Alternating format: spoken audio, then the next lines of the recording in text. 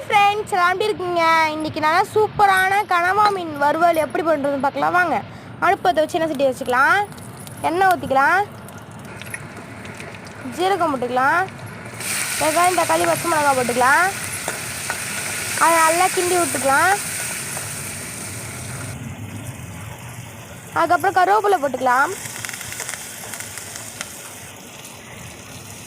தேவையான அளவு உப்பு,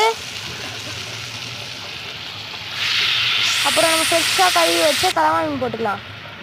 மஞ்சத்தூள், காரத்தூள், தேவையான அளவு மிளகாத்தூள் எல்லாத்தையும் போட்டு நல்லா கிண்டி விட்டுக்கலாம்.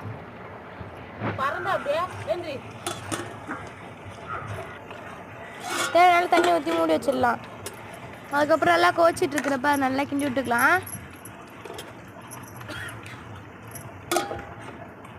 இன்னும் கொஞ்சம் நேரம் மூடி வச்சு எடுத்துட்டு மிளகுத்தூள் ஊட்டி இறக்கலாம். நல்லா சூப்பரான கனவா மீன் வறுவல் ரெடி ஃப்ரெண்ட்ஸ். ட்ரை பண்ணி பார்த்துட்டு எப்படி இருக்குன்னு